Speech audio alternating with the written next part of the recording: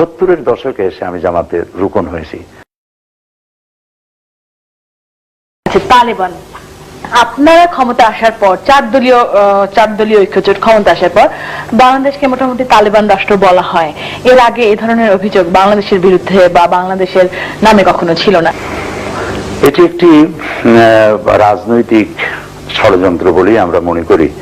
আমাদের দেশে বিদেশের অনেক রাষ্ট্রপ্রধান প্রধানমন্ত্রীরা আমাদের সফর করেছেন, তাদের দেশে অনেক সমস্যা আছে, কিন্তু তারা কখনোই তাদের নিজের দেশের সমস্যার কথা আমাদের দেশের সরকারের কাছে জনগণের কাছে বলেনি। বিরোধী দলের নেত্রী এবং ডাকসেটের নেত্রী, অত্যন্ত যোগ্যতা সম্পন্ন নেত্রী, বিশেষ করে মরহুম শেখ মুজিবুর রহমান সাহেবের সন্তান হিসেবে পরিচিত, তার একটা ইমেজ রয়েছে।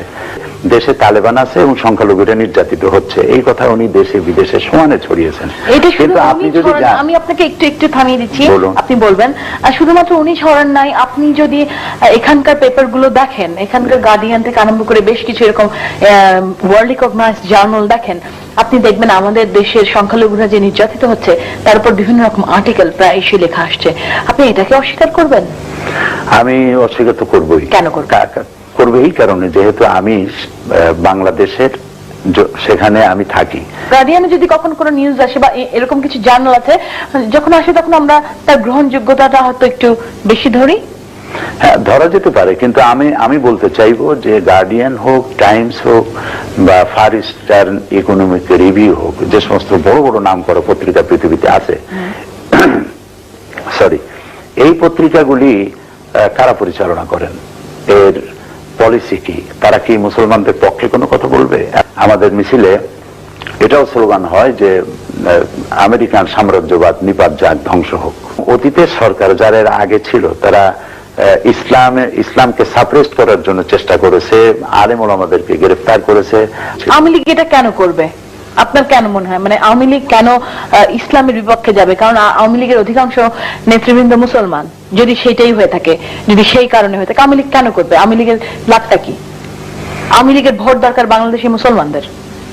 আওয়ামী লীগের কাছে বাংলাদেশি মুসলমানদের সকলের ভোট প্রয়োজন হতো যদি তাদের একটা ফিক্সড ডিপোজিট না থাকতো।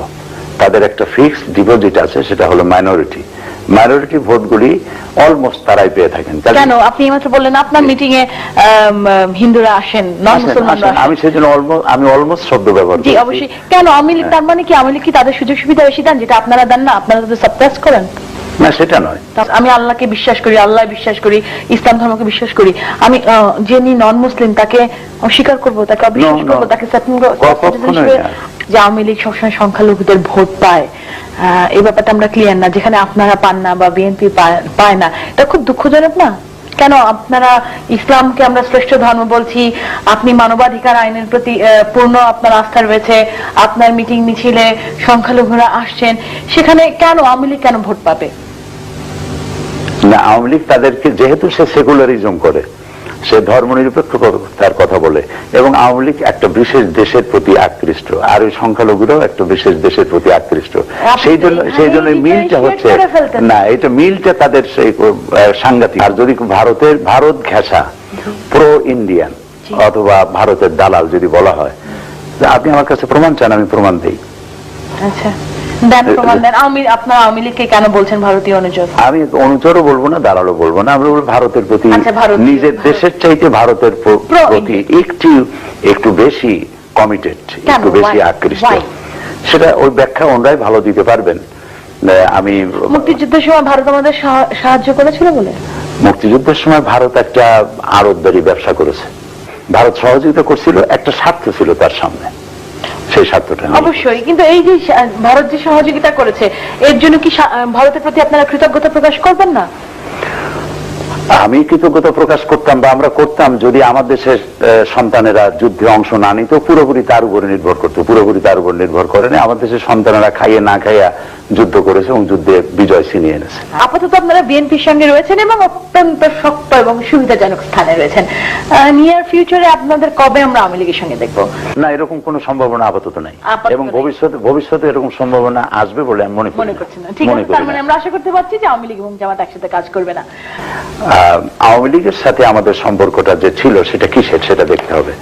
সেটা হচ্ছে কেয়ারটেকার কনসেপশন। আমরা স্বৈরাচারকে সরাবার জন্য ঐক্যবদ্ধ হয়েছিলাম তখন।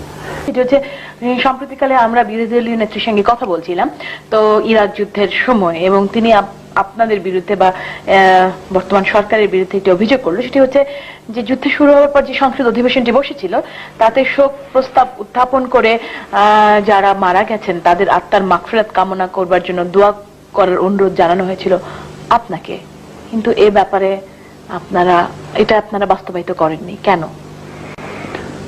মূল বিষয়টা হলো, পার্লামেন্টে এই প্রস্তাবটা তারা যখন করলেন, এটি ছিল একটি রাজনৈতিক প্রস্তাব।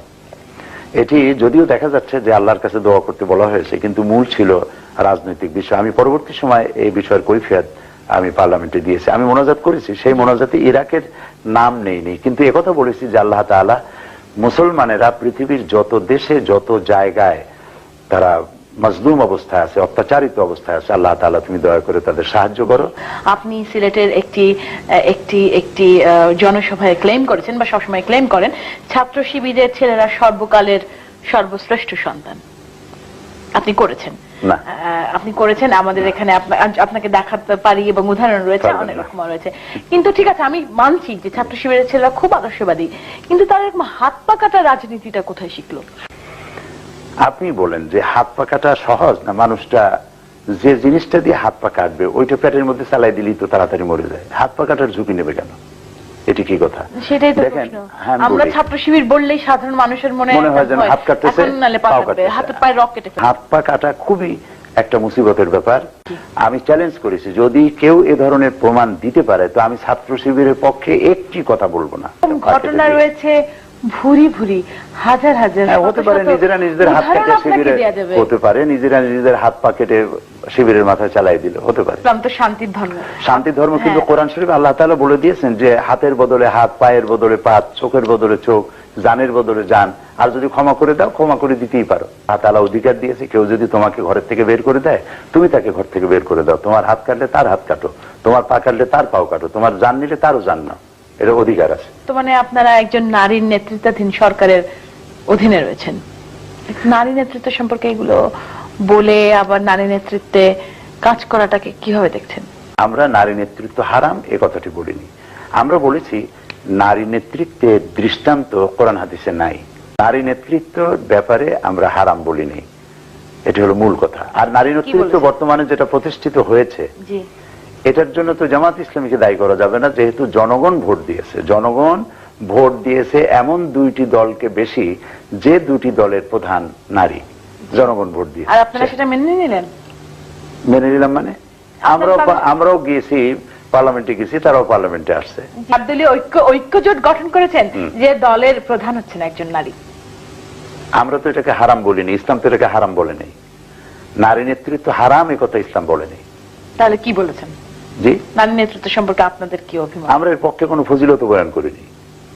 আপনি জামাতে কবে যোগ দিয়েছেন এবং জামাতকে কেন একটি বিতর্কিত রাজনৈতিক সংগঠন বলা হয়? জামাতে এসেছি, আমি ছাত্র জীবনে জামাত করি নাই, কিন্তু জামাতের প্রতি আকৃষ্ট হলাম ছাত্র জীবনেই। এরপরে আমার লেখাপড়া শেষ করলাম 1962 সনে, মাদ্রাসা শিক্ষার উচ্চ শিক্ষা ডিগ্রি নিয়ে। তারপরে আমি ব্যক্তিগতভাবে কিছু রিসার্চ ইত্যাদি করেছি। 70-এর দশকে এসে আমি জামাতের রুকন হয়েছি। জামাত একটু অতিরিক্ত বিতর্কিত না? এখন যার কাছে প্রথম থেকে আমরা দেখেছি বাংলাদেশের ইতিহাসে প্রথম থেকে এখন পর্যন্ত জামাত জানি কেমন একটি বিতর্কিত রাজনৈতিক সংগঠন। আপনি নিশ্চয়ই প্রবাদটা জানেন যে যারে দেখতে নারী তার চলন বাঁকা। এখন জামাত ইসলামী সম্পর্কে, যার ইসলাম সম্পর্কে ধ্যান ধারণা নাই, যার ধ্যান ধারণা হলো শুধু ইসলাম হবে, জামাত ইসলামী যদি শুধু নামাজ পড়তো, রোজা রাখতো, মসজিদের মধ্যে পড়ে থাকতো, তাহলে জামাত ইসলামী নিয়ে কেউ মাথা ঘামাইতো না। মানুষের বাড়ি বাড়ি যাইতো, তওবা পড়াইতো, হাদিয়া নিত, পকেট ভরিয়া, কোনো অসুবিধা ছিল না। কিন্তু তারা দেখতেছে, যারা আমাদের বিরোধিতা করে, তারা দেখতেছে যে জামাত ইসলামী তো আমাদের গরম ভাতের মধ্যে হাত বসাইছে।